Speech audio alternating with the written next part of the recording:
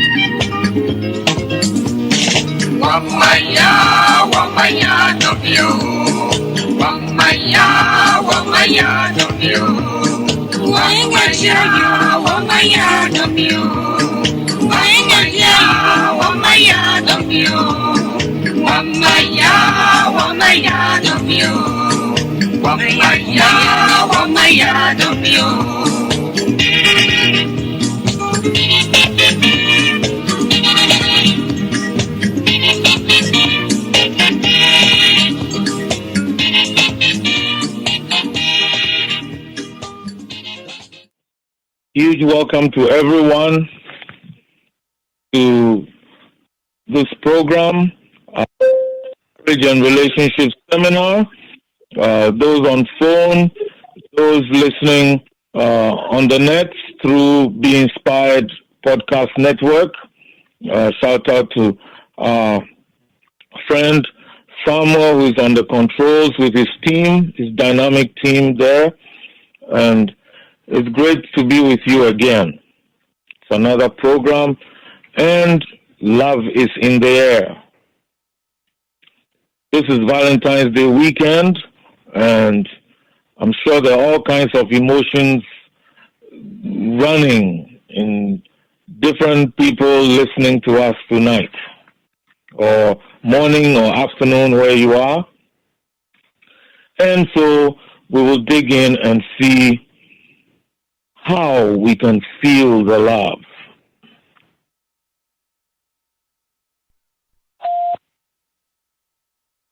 A joyful one. For some, it was sorrowful. Some, lots of laughter. Others, maybe they even wept because the expectations were not met. Some enjoyed what they had with appreciation. Some may have even blamed their partners for not being romantic enough or for not getting them what they're expecting. Whether joy or gladness or pain and sadness, we just wonder how yours was. But tonight we want to discuss love and how we can feel love. So here we go. Sometimes because of the work we do, we hear of two young people who tell everyone they are in love, get married, and then decide to break up, divorcing in less than 2 years. How about a married couple who live together 20 or more years, have children, and then they decide to divorce because one of them doesn't feel the love anymore? Then we also do know about the much younger ones, the teenagers who fall in and out of love, sometimes even weekly. We hear them sometimes celebrating a 2-week-old relationship. What is really going on in all these scenarios? Where is the love? And why do people stop feeling the love?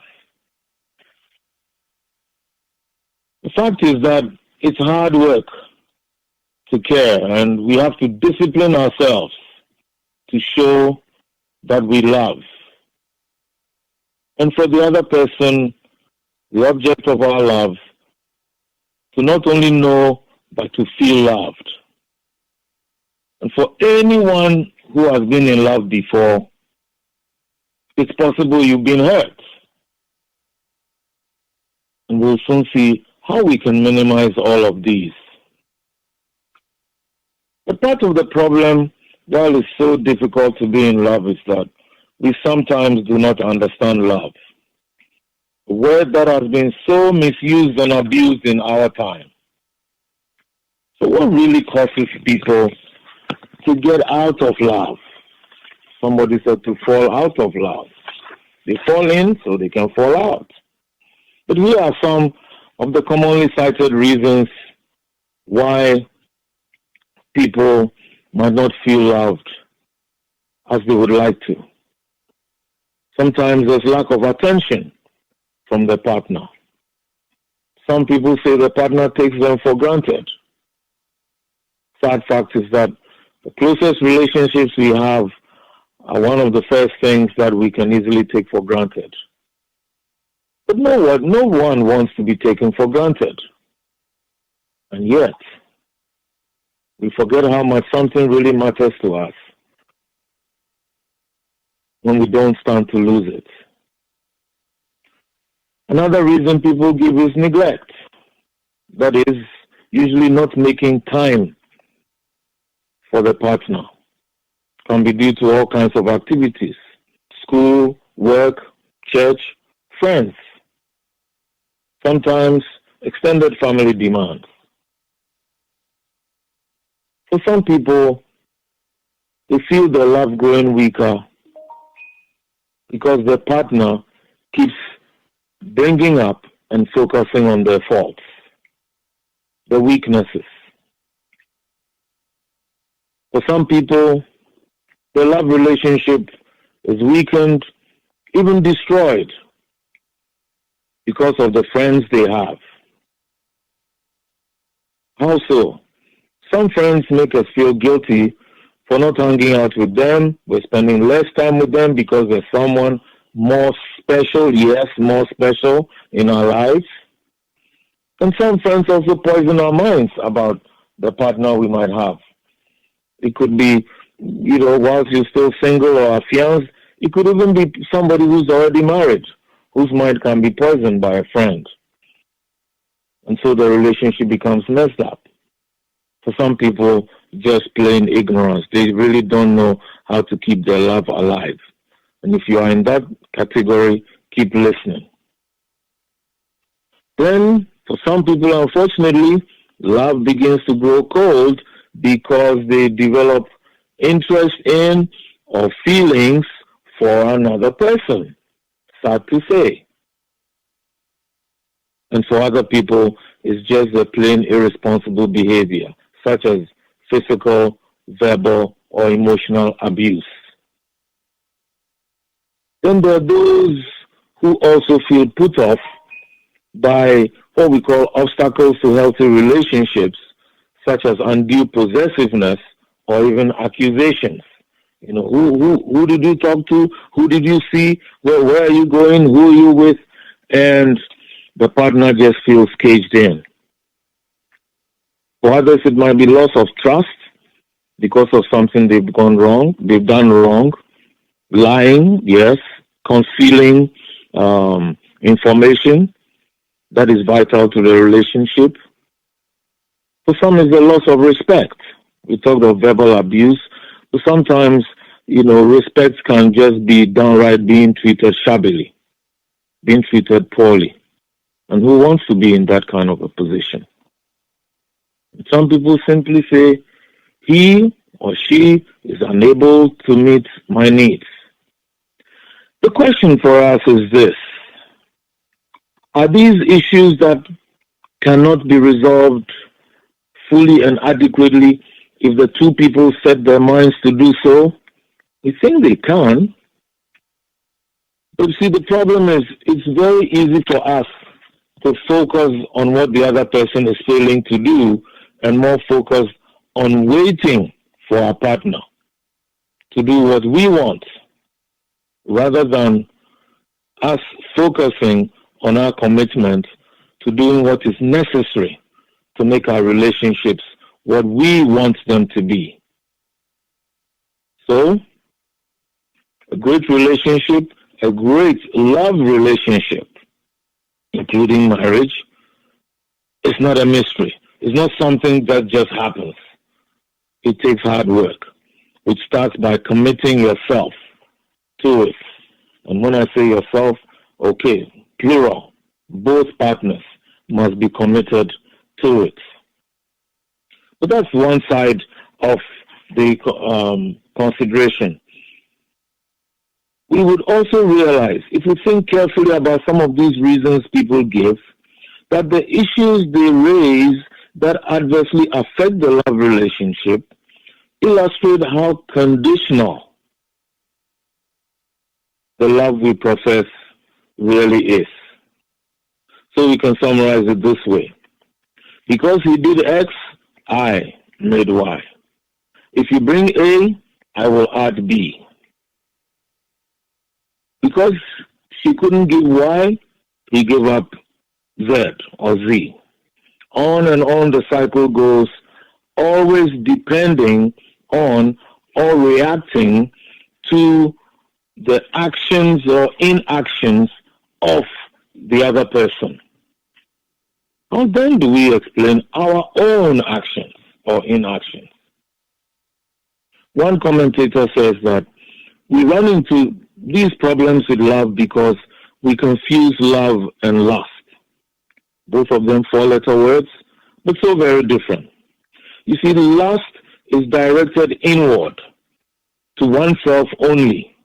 Love is directed outward to the benefit of others. I want to repeat that. Lust is directed inward to oneself only. What do I get? What do I get? Love is directed outward to the benefit of others. Therefore, lust seeks to take from, to fulfill or satisfy one person's desires.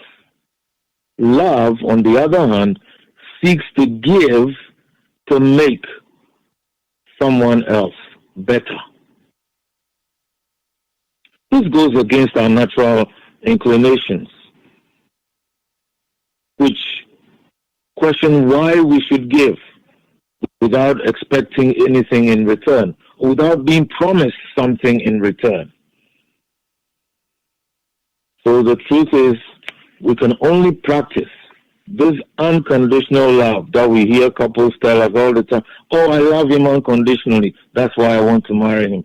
Oh, I love her unconditionally. That's why I want to marry her.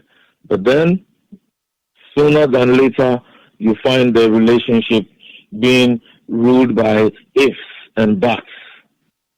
And we can only practice the right kind of love that satisfies both of us. If God helps us to set aside our own desires so that we can give love. Yes, the Bible calls this unconditional love.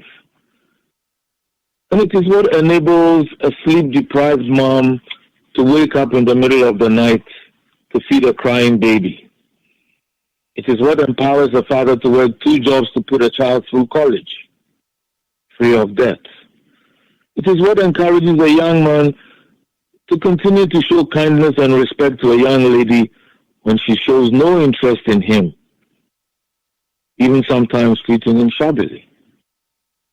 This kind of love encourages us to continue to do good, even to those who have wronged or hurt us. You may have read or heard that love is a verb, not a noun. This means, first of all, that love is active. It's not passive. For those of you who read the Bible, for example, married people, Ephesians 5:24 says, husbands, love your wives. That love is a verb, active verb, connoting action. It drives us to action, to give, to do, rather than to wait to receive or to have something done for us. So we also say love must be demonstrated to be seen. Love that is not seen or expressed is not love at all. In the Bible, Paul's letter to the Romans chapter 5 verse 8 says, God demonstrated his love toward us in that while we were still sinners, Christ died for us. Now just think about it for a moment. He didn't die for us when we were on our best behavior, when we did all the things he wanted, even when we were not on good behavior. He died for us. Now that's something else. We're not there yet. So let's not give up. He died for us, even when our backs were turned on him. But love is an emotion also to be felt. Yes, we feel the tingles, the quickened heartbeat, and the excitement at seeing people we love. So you see, we do not think love. We feel it. And so true love shows itself in different ways. It shows itself in the things we will do. And here are a few things for us to consider as we think, we even check how we are loving the people we claim to love. First of all, true love is an attribute of God. In 1 John chapter 4 verse 8, we find this from the Apostle John speaking about God and love. 1 John chapter 4 verse 8. Let's see what it says. 1 John 4 verse 8. 1 John chapter 4 verse 8. Whoever does not love does not know God, because God is love. So, true love is an attribute of God. Jesus also commanded us to love one another. We'll come back to this. So for us, for those who are Christians, especially for us who are Christians, loving shows we are a living example of Jesus. To love as he loved us. That's not easy to do, especially when those we love aren't doing what we want or what we would like. That's why it's called sacrificial love. A love that dies to oneself. But that's hard. How can I love and I'm not being loved in return? So therefore, love is also a choice. It involves a commitment that results in daily actions. In other words, we choose to love and to show love. We are free to choose, not compelled. And so true love is not demanded. So whether you got a card, flowers, a wrapped gift, or nothing at all, you still have a choice to show your partner whether you truly love him or her. But what can we do when we do not feel loved? Well, we've talked about some possible reasons. We listed some possible reasons. And it's important to go over in your own mind why you're not getting love from your partner. Have you yourself cooled off? Are you yourself doing something to put the person off? It's important to start with ourselves, because then it will be easier for us to take the next step. But another thing we ought to consider is this. Do we have certain expectations about what it means to be loved that aren't happening? Is there something you expect that will show you that you love? Are the feelings not there anymore? That emotional buzz that gets our hearts to miss a beat or two? Those butterflies in the stomach? Sometimes the reason we do not feel loved is that our partner simply does not know what makes us feel loved? And this is something we often bring up with couples. Does your partner know what makes you feel loved? Some of you may have read Dr. Gary Chapman's 5 Love Languages. But reading something like that, or even knowing your own love language, is not enough. And when you're partnered with somebody, when you're in a marriage with somebody, as Dr. Chapman says, we have to speak each other's language. But the reality is that we like to speak love in our own language, to show love in our language. So the person whose love language is acts of service does things and expects that the partner will recognize that he or she is showing love. So what if the partner's love language is quality time? They want you to spend time with them. You're too busy doing things to show them that you love them, but really, they just want you to be with them. It kind of reminds me of Jesus in the home of Lazarus and, one of the sisters sitting at his feet listening, and the other sister cooking and doing everything to entertain and wondering, why isn't my sister helping me? Perhaps Martha's love language, was acts of service. She loved doing things, Maybe her sister Mary's love language was quality time. She would rather spend time with Jesus than doing things for him. But coming to us, it's important to remember that it is one thing being attracted to somebody. And we say we feel love. I think I'm falling in love, or I'm falling in love with this person. We hear all this talk about the chemistry between two people. You get all these dating websites talk about the chemistry, between two people and all that. But here's what we have to say. Attraction takes on the chemistry. To maintain it and the love that comes from it, we need the biology, not just the chemistry, the biology, the day-to-day living that will maintain the love feeling and deepen the connection between two people. And yes or no, this does not just happen. It has to be cultivated. Love has to grow or it will die. Therefore, both partners or spouses have to work at showing each other true love. Not just do this for me and I'll do that for you, but we each have to commit ourselves to showing love to our partner. This is important. And so letting your partner know what makes you feel loved is one. It's important to have that talk. What makes you feel loved? Is it watching a movie together, listening to music, dinner for two, a walk in the mall, or just around the neighborhood, or perhaps a drive together?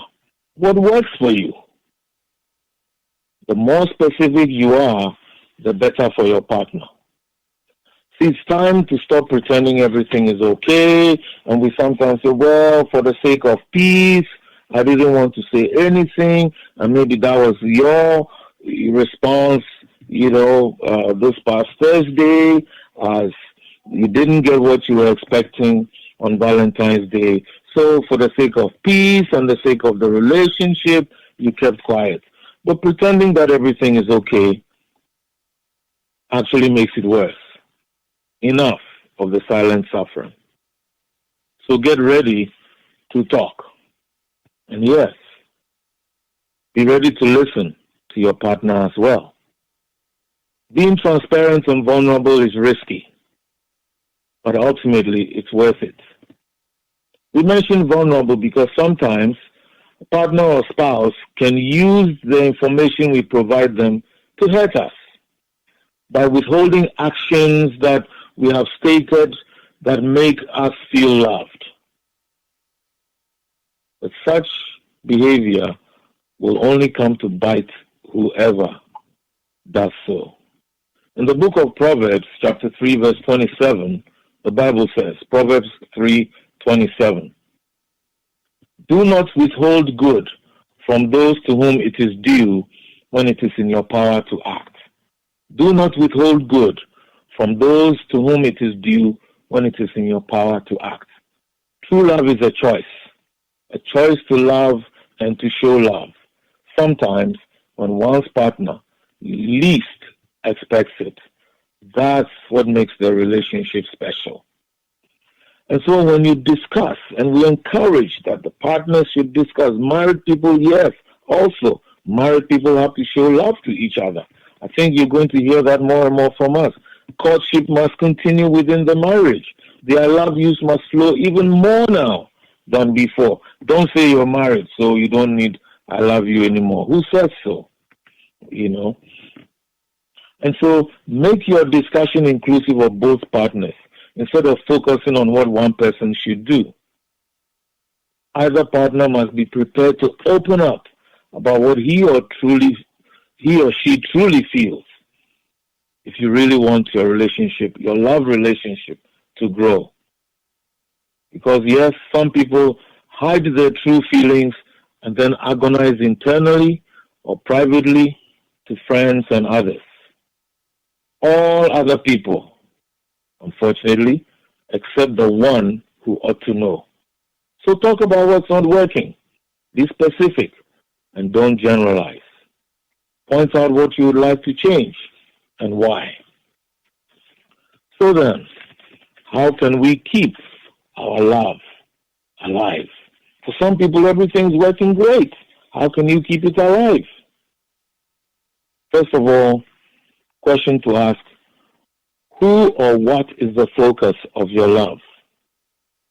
Then how important is the one to you? We make time, everyone makes time for what is important to them or for them. So we can't say, I love my wife, I love my fiancé, I love my partner, and then we don't make time. We can make the time. In fact, we should make the time. We don't have to be asked. We do it because we love the person. And we not only make time, we fight for the relationship. When things aren't going well, we seek to resolve issues. We seek to repair what might be broken. We don't just walk away.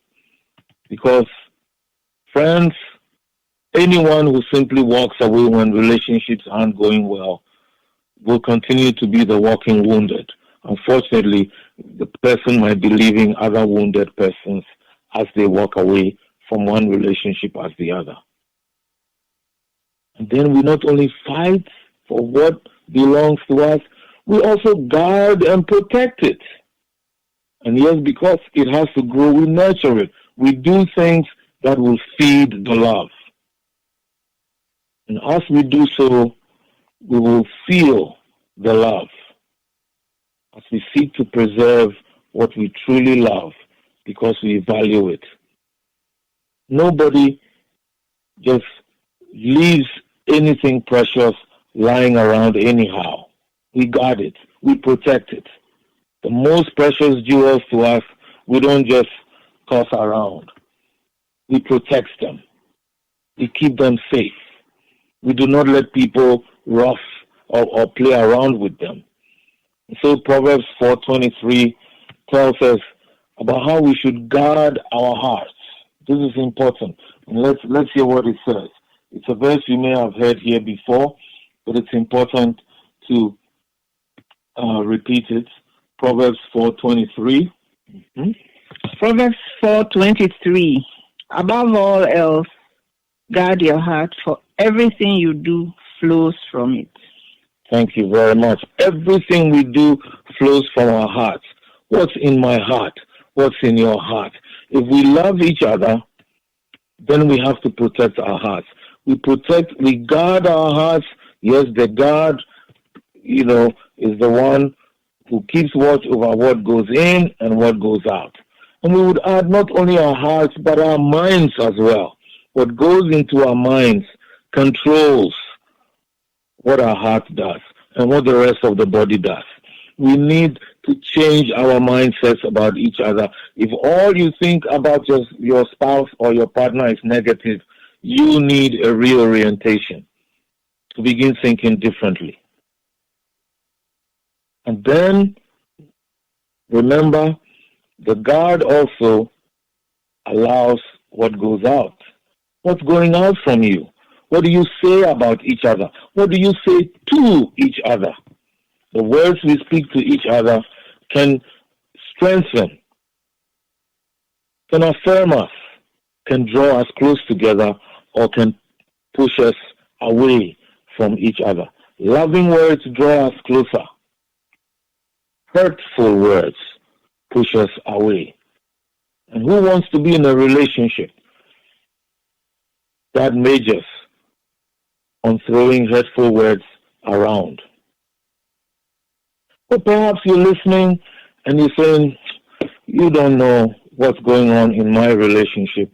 I'm really disappointed with the person I have. I have been disappointed. Now I'm not really sure if I can love again. Or perhaps you're disgruntled. You've been complaining without any improvement from your partner. For some, you might think, oh, I've been deceived. I thought he was so romantic. I thought she was so special. And now, so what are you going to do about it? Are you going to walk? Or are you going to repair that which is not right? Are you going to stay and fight and make things right? Or will you just walk away? You know, real men, real women fight for what is dear to them. Cowards walk away without fighting for what they hold dear. So what can we do? If things haven't been working all right, perhaps you need to check whether you've been guarding your heart and your mind. Who are you listening to? What are you allowing to come into your mind? What are you learning from the people you associate with? Bad company, they say, corrupts good character.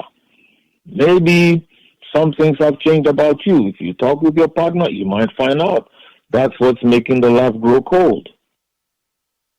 Are you hearing good things that you can put into your relationship? Or are you associating with people who are bad-mouthing the opposite sex all the time? You know, men these days, they are like this. Oh, these women, be careful. You know, who you associate with has a major influence on the things that take control of your mind. Are you hearing about how to retaliate when your partner does something that hurts? Or are you learning about how to create harmony when things aren't going well? And as you say, who you associate with or listen to will greatly influence your decisions and your actions. And it's also important not to make someone's experience yours. This is critical because we love in different ways. And as you've said, because we have different love languages, because we are different, we ought not to make somebody's experience ours. So somebody's fiancé bought them 24 roses and you didn't get one rose. Is that the end of your love relationship? Do you love roses, by the way, or you just want to have 24 red roses? Maybe you want to have 25, not 24. So you can say you got more roses than your friend. And once we are on this, it's not only men that have to show love to women. Showing love is not the preserve of men. Women also ought to show love. Yes, the relationship is about us. It's not a one-way street. And the reason, one other major reason we say don't make somebody's experience yours is because each one of us is unique. I am unique. My wife is unique. You are unique. Your wife is, your husband is unique. Your partner is unique. What makes us feel loved? What works for us?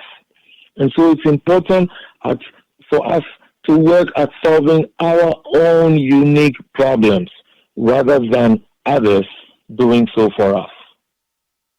The relationship is about us, not about other people.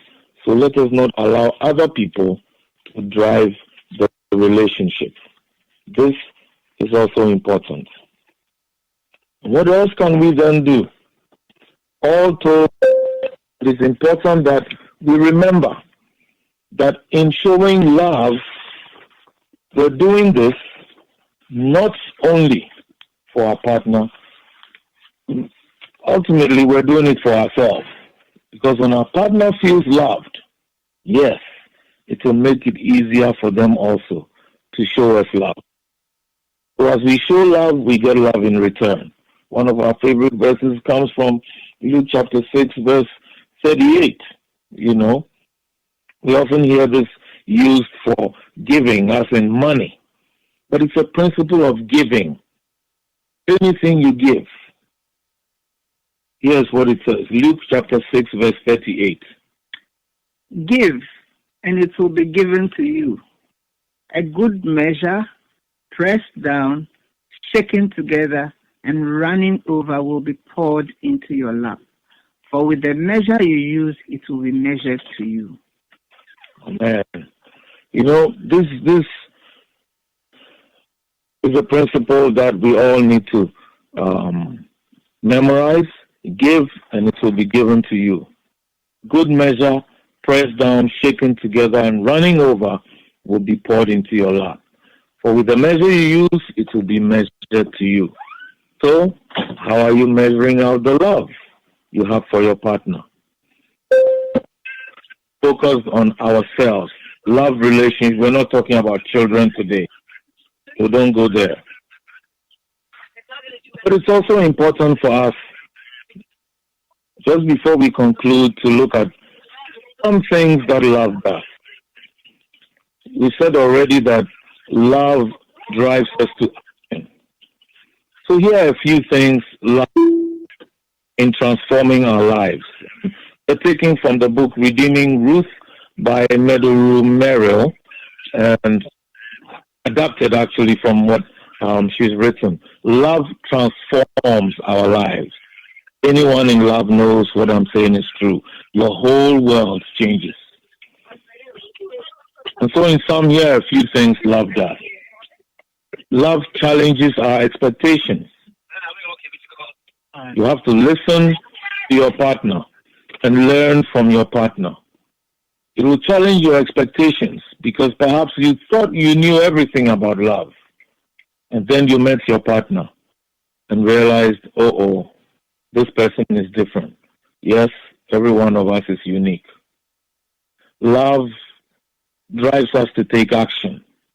You can't say you love and not do anything for the person you love. But let's be sure, whatever we do is in line with what makes them feel loved. Love changes our priorities. How have your priorities changed to let the one you claim to love feel loved? Perhaps yours is, I must go to the gym every time at 6 o'clock. So if there is any reason why your loved one needs you, no, gym comes before. So perhaps you love gym more than your partner. Maybe during question time somebody's going to bring this up. But love changes our priorities and makes us prioritize the love relationship above other things. And that's why you find, sometimes your partner might be complaining, you don't care. You care about someone else or something else more. You care about your work more than you care about me. You don't care about me. You care about your mom. You care about your family. You care about church. You care about all kinds of things. Love changes our priorities. If we are in love with someone, we prioritize our time with that person. And this is particularly important for those who are in long-distance relationships. Make that time for the one you love. Don't find excuses not to be with the person. Love needs time. And then love conquers obstacles. Love conquers obstacles. Yes, because we're human, we will run into problems now and then. We will be in conflicts. But love does not look at the conflict and grow on the conflict and grow the conflict. Love seeks to resolve the conflict. It doesn't go around it. It doesn't ignore it. Quite often in speaking to singles, we say true love is never blind because it sees all things. Yes. It even hears all things also. And besides, despite all I see, despite all I hear, I still choose you. I will still be with you. And finally, we want to say this. Love cares about you as a person. In other words, we ought to take care of ourselves. We ought to love ourselves first. Because in doing so, we will be able to love others even more. Just think about those who are mean to other people, those who may not want to spend money on other people. Just check if they spend money on themselves or they treat themselves well. They don't want to buy you something, chances are that they don't buy themselves anything. And so we have to love ourselves. Just as Jesus said, to love our neighbor as ourselves. You know, Vivian, my wife, puts it even better. She says, Jesus never said to love your neighbor more than yourself, but he said to love our neighbor as ourselves. Let's hear what Jesus himself said in Matthew chapter 22, verses 37 to 39. Matthew 22, 37 to 39. Matthew chapter 22, verses 37 to 39. Jesus replied, "Love the Lord your God with all your heart, and with all your soul, and with all your mind. This is the first and greatest commandment. And the second is like it. Love your neighbor as yourself." Love your neighbor as yourself. So if you don't love yourself, you're going to have a big problem. But the sad fact is that sometimes people think when they fall in love, then everything will be all right. It starts with ourselves. Love yourself. You are unique, you're special, and you have something to offer in this world. You're not just passing through. So think about that. And then you will not wait for someone to say, I love you, to define that you are worth loving. You are worth loving because you love yourself. That's why it's important. And God loves you too. Hear what Jesus said again, speaking to his disciples. In John chapter 15, verse 12, he said, love one another, even as I have loved you. So he sets the bar. He loved us unto death, ready to sacrifice. And indeed, he sacrificed for us. If we love the way Jesus loves, then love will never fail. We are not there yet, because sometimes our love fails. And that's why, friends, we need to go to the one who is love. Because true love is indeed supernatural. So we need the help, wisdom, and empowerment of God's Spirit so we can do it and do it right. To love and love right. And not simply to do things about love. Helping when it is not convenient, giving even when it hurts, and devoting energy to another person's welfare rather than focusing on our own. Love. Can you feel it? That's what we all need to strive for. That the people we love will truly feel it. God bless you.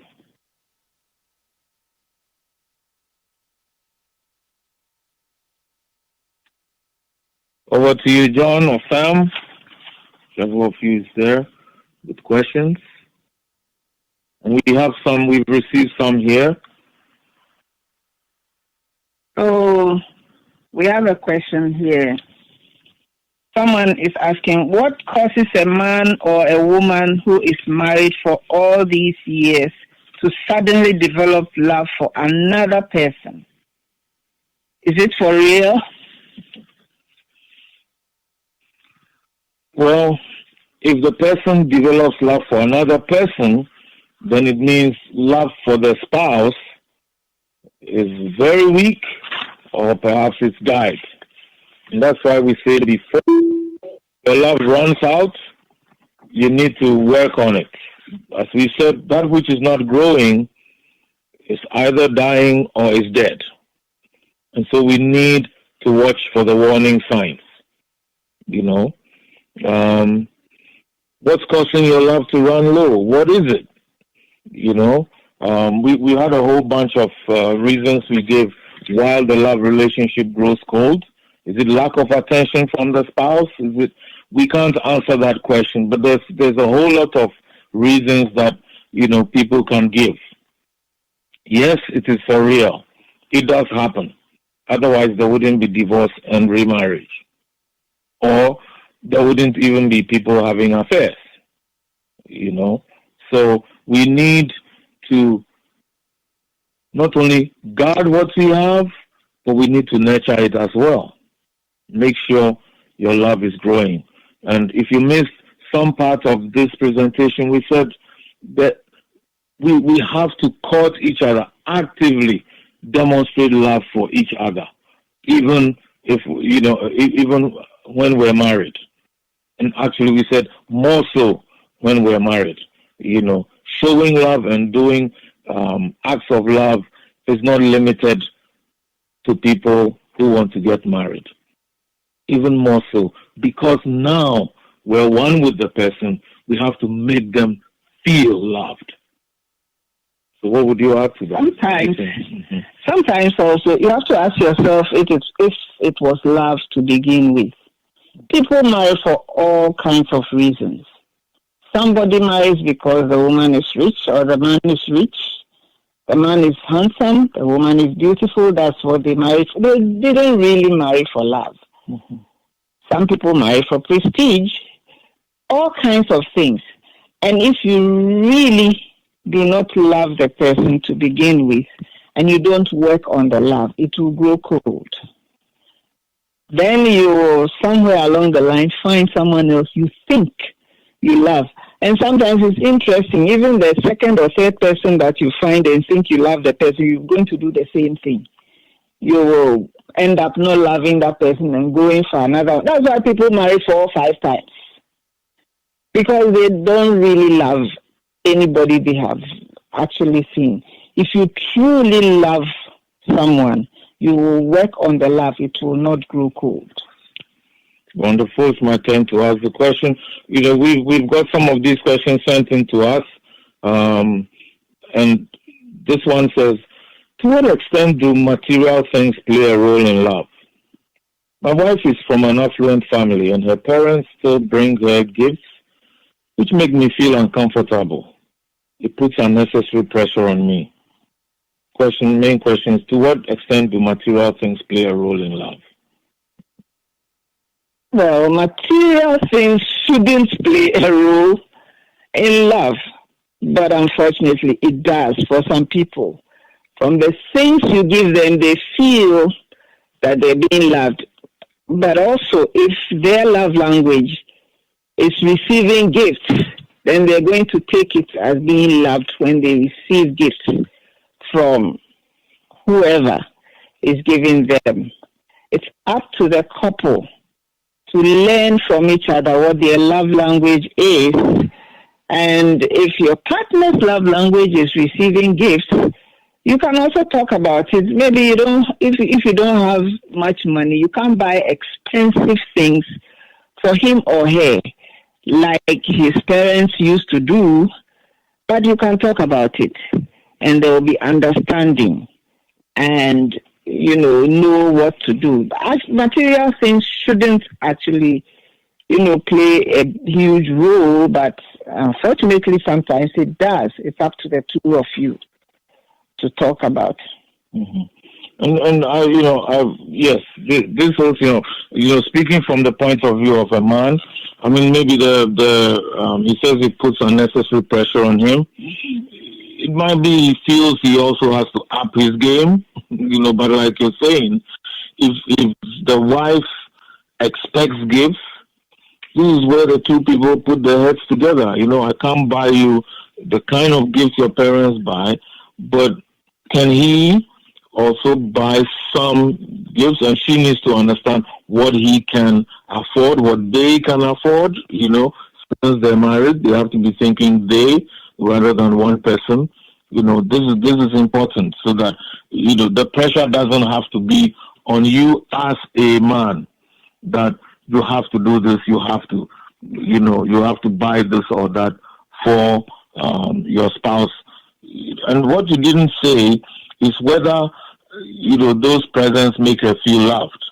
And like Vivian was saying, if her love language is receiving gifts, then you have to. And for somebody whose love language is receiving gifts, they don't really need expensive gifts to feel loved. You buy them. I remember in one of our seminars, a lady was saying, even if the husband buys a handkerchief, a hanky, she'll be happy because, she says, oh wow, my husband saw this and thought of me. So have that discussion with your wife, and you might realize that she is not really looking to you the way you are thinking, and it will ease the pressure on you. Okay. So there's another question here. Let me read that for you. What is your recommendation for two people who have been in love and thinking of marriage? I'm asking this because my boyfriend and I have dated 1 year now. We love each other so much. We ignorantly thought love is sex. So we've been involved sexually for some time. But I have now pulled on the brakes. I told him no marriage, no sex. I'm standing my ground, and he's accused me of not loving him like I used to. That hurts me. What's your advice? If you've been listening to this podcast for a while now, I think we've been very clear that when you are friends, when you are courting, or you've agreed to marry, it's not marriage. And sex can only come in marriage. So even if you have agreed to marry, you are not married yet. So don't prove your love to each other with sex. That's not how you prove your love. And love is not sex. I think you know that very clear. So you have told him clearly now. You can show love in different ways. You do take out sex. So if you're showing love, can you imagine you meet Mr. A and you show your love with sex, and then he breaks up with you? Mr. B, Mr. C, by the time you get to 5, 6 people, won't you be feeling used when you are not married and you are showing your love through sex? It is not. Love is not sex. Even in marriage, that's not how you show your love. You show your love in so many other, not only through sex. So keep yourselves pure and make sure that you don't do that. That's not how you prove your love. And you can assure your boyfriend that you love him, and you can do so many other things that show love. If this is all he wants, if sex is all he wants, let him go. And my quick point about this is, if love or if sex equals love, then prostitutes should be the most loving people. Unfortunately, they're not. As we shared with the group just last weekend, they don't even know the names of the people they're sleeping with. They have no affection whatsoever for them. You know, they're collecting money for it, and it's a business. So, sex is not equal to love. Okay, and I think as the woman, one of the things missing in this question is what kind of discussion you've had. You know, does he know why you decided no more sex? You know, or did you just stop and say I've stopped? You need to have the discussion. Is it on moral grounds, religious grounds? Is it that you feel it's wrong? Talk about it, and let him know that there are other ways I can show love to you without sleeping with you. And that ought to encourage him. Okay, she's not abandoning me, or she's not sleeping with somebody else. You see? Okay. All right. If anybody has any question, you can ask at any time. So there's another question here. Why don't we get the love that we deserve? Is it because we don't pay attention or we are distracted? Why don't we get the love that we deserve? The first question is, are you giving your partner the love that he or she deserves? We're asking why we don't get the love we deserve. But are we giving the love that our partner deserves? And have we talked about what are your expectations? How do you feel loved? Have you talked with your partner about it? Maybe your partner doesn't know how you feel loved, so don't know what you are expecting. So you need to talk with each other. Some people don't even know how to do some things. If somebody doesn't know how to give gifts, maybe their whole life, they have never received gifts from anybody. We've had someone tell us that my whole life I've never had anybody give me any gift. So they don't know how to give. So if your partner is such a person, you will have to teach the person all that. Somebody also said that, he's never known affection, doesn't know how to be affectionate to anybody. His whole family, he's never seen anybody being affectionate to anybody. The best that he has seen in his life was when you talk with your partner. And of course, your partner will see it from your own actions that you love to do things for people. So then, they will also reciprocate, do something for you. Then you will also be having the love you deserve. It depends on how you feel loved. If your love language is words of affirmation, which means that you also affirm other people, you say nice things to people, you encourage people, you expect others to do the same for you. So if your partner is not doing that, it's up to you to let them know that, when you say nice things to me, I feel loved. I don't see you encouraging me at any time. When I say anything, you don't say anything back. And sometimes your partner tells you, I love you, and somebody says, okay, or me too, or I hear. And the person is expecting you to also say, I love you too. So open your mouth and say, I love you too. And don't let it come from the other person all the time. You also sometimes say something. Let the person know you love him or her. That way, then you will both be receiving the love you deserve. So why don't we receive the love we deserve? Are we also giving the love our partner deserves? We should ask that question. Two questions that the person asked here. Is it because we don't pay attention or we are distracted? Well, if you are not paying attention, maybe you need to be paying attention. Perhaps I'm not sure if you're married or you're in a relationship, but It's possible that these may be things that your partner may have raised. You know, attention is key. You know, time is needed to nurture anything. We can't say we love the person and we don't have time for them. But paying attention is more than just spending time with the person. We need to pay attention to the person's needs also and take initiative, you know, to meet some of those needs.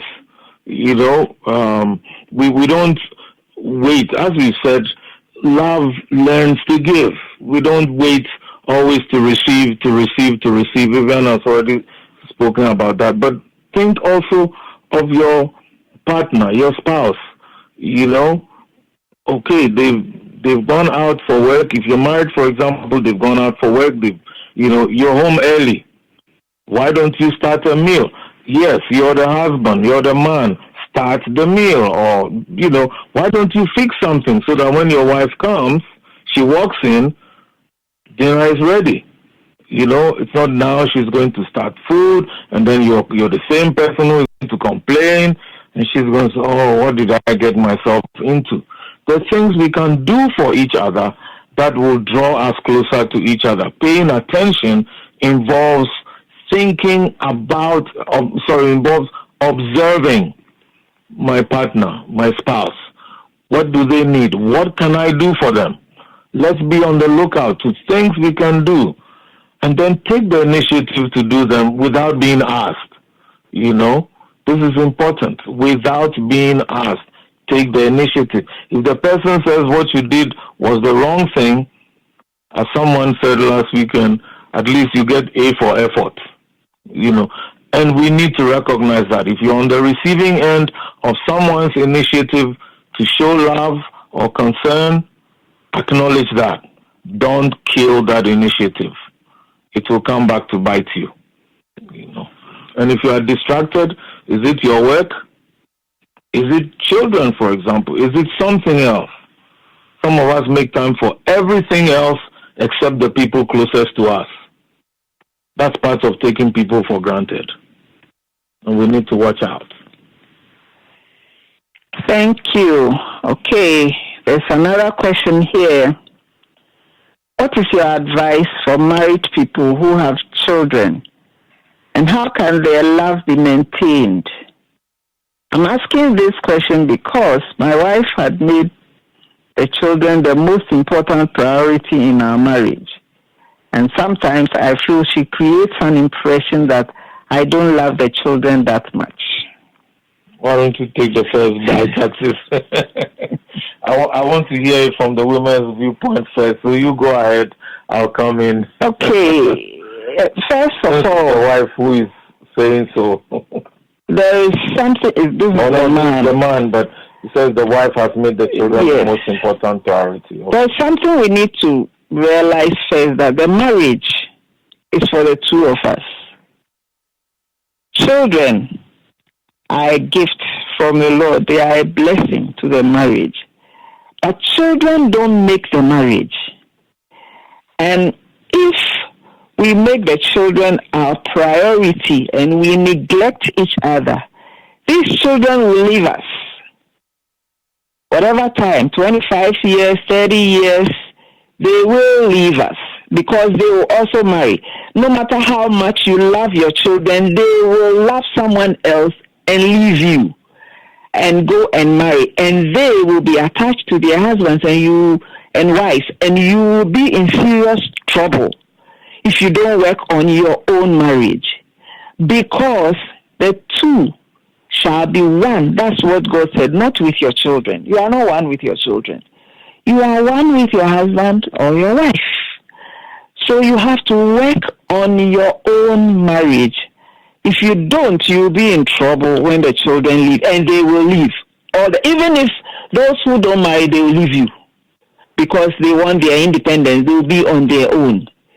And you will be left in the house and you realize you have lived with a stranger for 30 years or 20 years when the children begin to leave.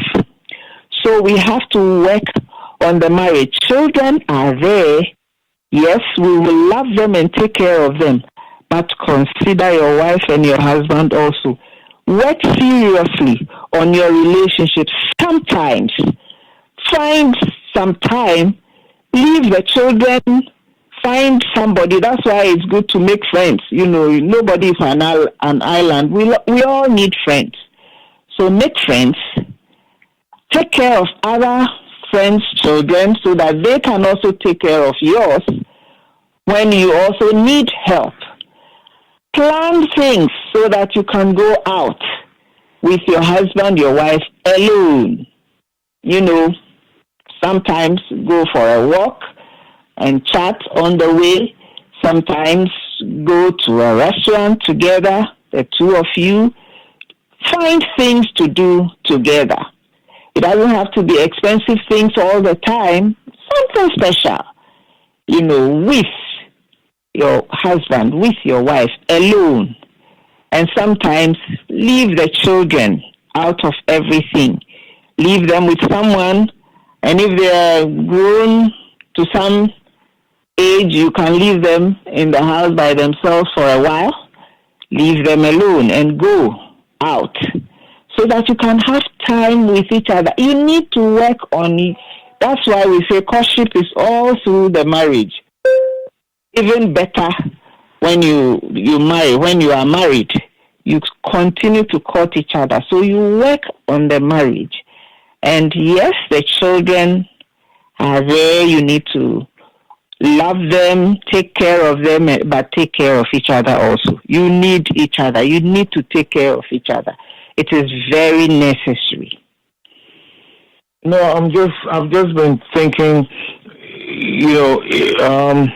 there's this thought in my mind. Could it be that the wife or this gentleman has left the looking after children to the wife alone? If he has left looking after the children to the wife alone, then all her time could be taken up, and he'll be feeling that she's made the children the most important priority. So this is something, he needs to observe for himself. He can answer that. We don't know.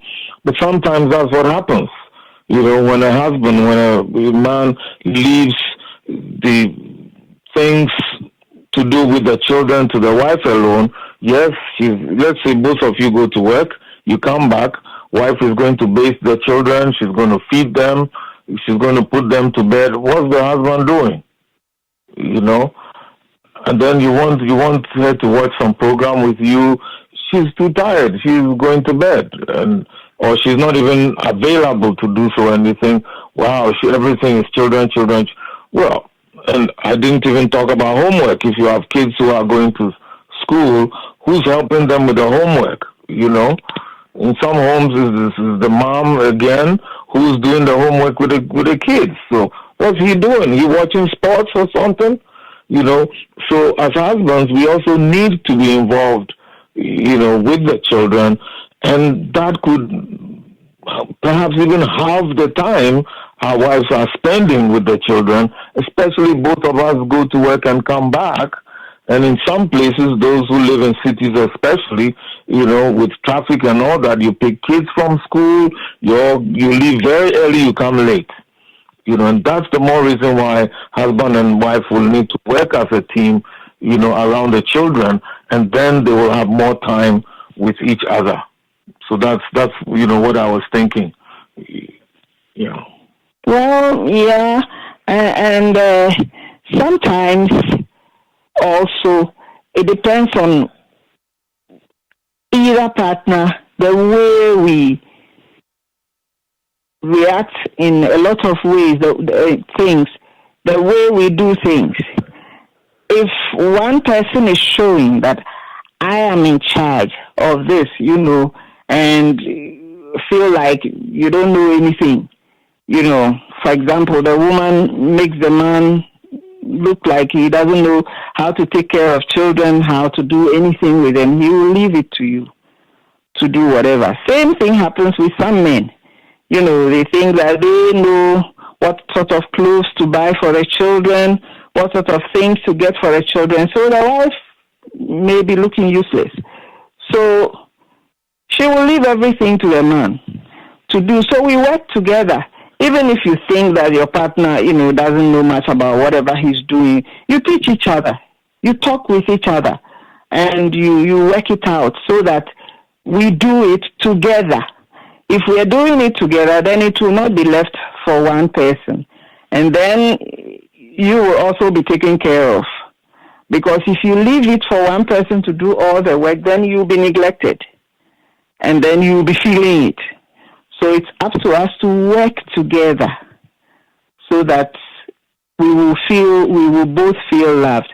And if you truly are not feeling loved, let your partner know. If they're dependent, they are doing everything, they are so concentrated with the children and you are being neglected, let the person know. Maybe they don't realize that they're doing that. So let them know and then you can work with it. Thank you so much. And for those on the line, any questions you have, we're ready to take them also.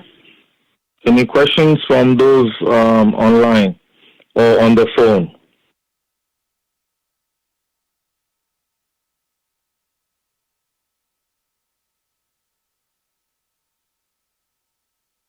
Okay, someone also asked a question that my husband doesn't care about any of my needs. All he's concerned about is what he needs. So what should I do?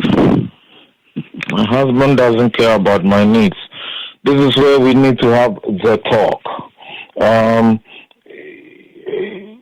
You need to talk about it. And we don't say just talk. Have a discussion.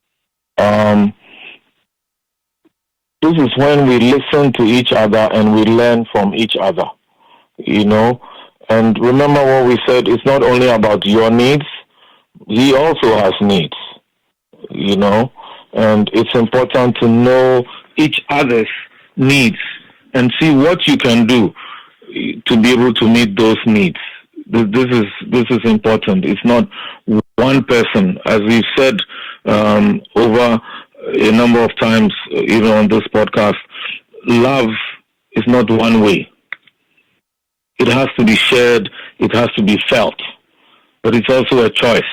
So you choose not only to seek your own way, you also choose to see how you can give love, how you can show love to your partner. What would you say a woman should do in this regard? Same thing. Find out, from the... You see, when you feel that you are not being loved, and you feel that your partner, not only your husband, it could be your wife, only cares for themselves. You feel that whatever they do, it's all to their own advantage. You have to let the person know. Why do we say we love each other if we cannot talk, if we cannot discuss? So whatever you are feeling, of course, when you started, you felt loved. That's why you agreed to marry the person. So if now you're not feeling loved, let the person know, talk about it. Maybe the person also has some points, reasons why he or she does what they're doing, or also you think that you are giving them love, but they are not feeling loved. So talk about it, find out from each other, discuss, and see what you can do better, and work with it. Thank you. Any more questions? We're set. And you're not hearing Sammy because, he's in a zone where he can't speak much. So, I'm just saying that for him so he's on and making this available over the internet. So thank you to Be Inspired. Anything? Okay. So we'll just thank you all for spending this Valentine's weekend with us. And as we said, the key is not to focus on ourselves, but to focus on ourselves as individuals, but to focus on what will work for we, the two, in the love relationship. It's important to listen to each other and to learn from each other, especially what makes us feel loved. And if you've been doing something, if things aren't going well, that means you should stop and check. Change direction. Talk about it, find out where you need to do, some adjustments and work through the issues. If your partner raises some things that are making her or him feel unloved or less loved, let's pay attention to it. It's important. If we value the relationship, we will take note of what at the very least, we will listen. And as we come to an end, we just want to encourage anyone listening who feels, I don't know if I can love again. Yes, you can love again. We just want to encourage you, don't give up. Love is a human desire. Everyone wants to be loved, needs love. We cannot isolate ourselves. Anyone who does so likely will be miserable. And so, for some people also, it's time to recommit ourselves to each other, to revisit the vows we made to each other in marriage. Forsaking all other, I take you. For some of us, we just need to reclaim the things we used to do that made us feel loved. We need to think how it was when we first started and what made us feel loved. And for all of us, really, to love in its truest sense is not easy because we are prone as human beings to be selfish, to think only of ourselves. But true love is selfless, which is not easy to do. And we need God's help to be able to do this right. So our prayer for you is that you will ask God to help you to be able to love in the right way. That the people you show love to will feel that love. And if you are in need of love, that He will enable you and your partner, you and your spouse, to truly show each other love. Welcome to Weekend Night Live, hosted by Samuel Jacobs Abbey, where we play music, talk shows, and interviews on Be Inspired Podcast Network. Stay tuned and keep your dial on www.beinspiredpodcast.com. Don't forget to stay connected, be inspired, be unique, and be different.